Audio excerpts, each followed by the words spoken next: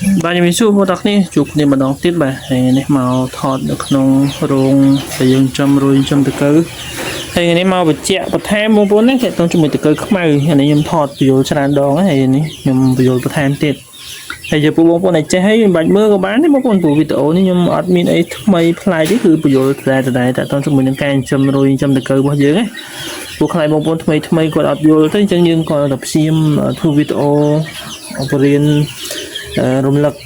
តែវិញចំណុចណាដែលសំខាន់ចំពោះបងប្អូនដែលចង់ចំអញ្ចឹងណាតែគាត់អត់ដឹងអញ្ចឹងវីដេអូដែលខ្ញុំធ្វើនេះសម្រាប់តែបងប្អូនថ្មីអត់ទាន់ស្គាល់អត់ទាន់ដឹងទេហើយចំពោះបងប្អូនដែលគាត់ដឹងគាត់យល់ហើយគឺវាសិតតែវីដេអូដែលខ្ញុំបរៀនរំលឹកឡើងវិញឯងបងប្អូនដែលต้องមានការចំហ្នឹងណាអញ្ចឹងបងប្អូនដែលចេះគឺគាត់ចេះអស់ហើយតែចំពោះបងប្អូនដែលថ្មីគឺព្យាយាមស្ដាប់ព្យាយាមមើលទៅអញ្ចឹងអាចចេះបានចំណេះដឹងបន្ថែមខ្លះដែរហើយពេលមើលទៅពេលបងប្អូនចេះដឹងបានច្រើនហើយគឺអាចចាប់ដើមចំបានហើយអញ្ចឹងថ្ងៃនេះខ្ញុំផ្ដោតទៅលើការនេះបងប្អូនការរៀបចំតកើខ្មៅចឹងនេះខ្ញុំបញ្ជាក់ចឹងណាបងប្អូនតកើហ្នឹងកាលណាវាខ្មៅបែបនេះហើយគឺវាឡើងស៊ីចំណីហើយអញ្ចឹងអ្វីដែលយើងត្រូវការធ្វើបន្ទាប់ពីវាខ្មៅអញ្ចឹងហើយគឺបងប្អូនគ្រាន់តែប្រមូលវាដាក់ទៅក្នុងមុងគឺចប់អត់បាច់ធ្វើអីទៀតទេអញ្ចឹងតកើខ្មៅដែលបងប្អូនឃើញអញ្ចឹងអាហ្នឹងបើយើងមានអាងគ្រាន់តែប្រមូលវាយកមកចាក់គោនៅក្នុងអាងអញ្ចឹងមកអញ្ចឹងនៅពេលដែលវាគ្រប់អាយុដែលវាញាស់ជារុយគឺវាចាប់ដើមញាស់ហើយចឹងដំបងដែលបងប្អូនឃើញដំបងតកើយើងប្រមូលមកដំបងវាចែកវាប្រហែលចែកបងប្អូនឃើញវាប្រហែលហត់ចឹងកាលណាវានៅឃើញប្រហែល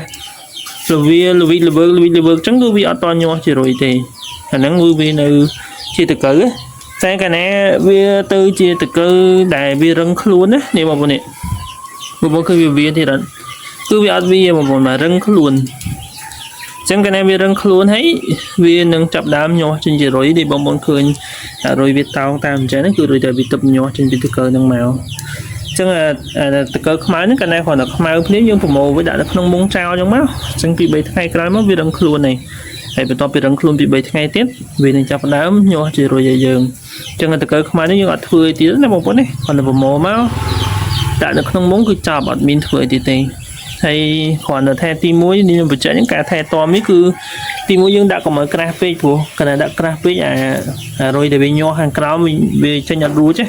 ជាងការវាមកវាតឹងវាណែនទៅវាដាច់ស្លាបដាច់ជើងណែវាចឹងទៅវាខូចរុយយើងអញ្ចឹងព្យាយាមដាក់ស្ដើងបាទហើយមួយទៀតការពារកុំឲ្យវាត្រូវក្តៅបងប្អូននេះអត់ឲ្យវាត្រូវ50ថ្ងៃទេព្រោះដូចបងប្អូនដឹងហើយតកើដែលវាត្រៀមញាស់គឺវាអត់ចេះវាទេអញ្ចឹងក្នុងករណីដែលវាត្រូវក្តៅគឺវាអាចក្រៀមស្វិតងាប់ទៅវិញហើយអញ្ចឹងទី1ការពារកុំឲ្យវាត្រូវក្តៅហើយទី2កុំឲ្យប៉ះទឹកបងប្អូននេះកុំឲ្យវាប៉ះទឹកបែបអញ្ចឹងការពារបានតែពីរហ្នឹងមកហើយថែទាំនេះដាក់កុំឲ្យក្រាស់ពេកខ្ញុំបញ្ជាក់មិនអញ្ចឹងណាអញ្ចឹងតែប៉ុណ្្នឹងគឺហើយឲ្យការងារតកើខ្មៅយើងគឺយើងចាំតែធ្វើសបុកពេលវាញាស់មកជារុយយើងធ្វើសបុកហើយប្រមូលពងបញាស់ជាការស្រេចអញ្ចឹងអាហ្នឹងដំណាក់កាលចាប់ពីខ្មៅទៅគឺយើងឡើងធ្វើអីហើយចាំតែប្រមូលពងឲ្យបងប្អូនបាទហើយមួយទៀតបងប្អូនតើតជាមួយនឹងតកើខ្មៅនឹងដែរបងប្អូនអត់ចាំបាច់ធ្វើអាងអញ្ចឹងក៏បានដែរដូចខ្ញុំបញ្ជាក់អញ្ចឹងអានេះគឺជាអាងទ្រុងជ្រូកយើងចាស់ទេហើយយើងឈប់ចំជ្រូកទៅក៏ដាក់រុយចូលមកអញ្ចឹងអានេះបើបងប្អូនមានអាងចាក់ក្នុងអាងអញ្ចឹងក៏ទៅបានដែរបងប្អូនអត់បញ្ហាទេតែបើនៅក្នុងមុងយើងធ្វើលក្ខណៈគ្រួសារទូចអីដែរយើងអត់ទៅធ្វើអាងក្នុងហ្នឹងទេបងប្អូនដាក់នៅក្នុងអាកធុនជ័រតិចតួចទេបាទដាក់នៅក្នុងកធុនចរហ្នឹងទៅយើងដាក់គោលើគ្នាហើយតែវាមានប្រឡោះរួយហាវចេញមកបានទេចឹងយើងដាក់អាកធុនចរតិចតួចក៏បានដែរតែបើមានអាងចាស់ស្រាប់ដូចខ្ញុំបងប្អូនដាក់ក្នុងអាងចឹងមកក៏បានដែរមើលតែវាញក់អស់ហើយយើងកើបចេញចាក់តកើថ្មីចូលមកអាហ្នឹងគឺវាចឹងហ៎បងប្អូនចឹងចំពោះតកើខ្មៅគឺខ្ញុំបញ្ជាក់ចឹងបងប្អូននេះអត់បាច់ធ្វើអីទេគ្រាន់តែឃើញវាខ្មៅចឹងហើយគឺយើងប្រមូលវាទុកចោលចឹងមកគឺវាចាប់ដើមញាស់ជារុយហើយចឹងបងប្អូនឃើញរុយវាញាស់មកនេះបាទអញ្ចឹងញាស់ដំបងអត់ចេះហើបងប្អូននេះវានៅវាទេតាស់ចឹងបាទតោះតាមួយរយៈមកបានស្ងួតស្លាប់គឺវាចាប់ដើមហើយហើក៏ទៅថ្ងៃអញ្ចឹងពេលណាវាប៉ះក៏ទៅថ្ងៃវានឹងឆាប់ដើមបានបន្តពូជហើយវាពងយើងវិញបាទអញ្ចឹងការរៀបចំតកើខ្មៅគឺប៉ុណ្ណឹងបងប្អូននេះអញ្ចឹងព្យាយាមស្ដាប់ព្យាយាមមើលផងហើយចំពោះបងប្អូនណាដែល ចង់ចាប់ផ្ដើមចំសូមមើលវីដេអូឲ្យបានច្រើនតិចសិនណាបងប្អូនណាឲ្យយល់ពីមូលដ្ឋានគ្រឹះក្នុងការរៀបចំឲ្យវាខ្លះទៅខ្ញុំបញ្យល់ទៅបងប្អូនចាប់យល់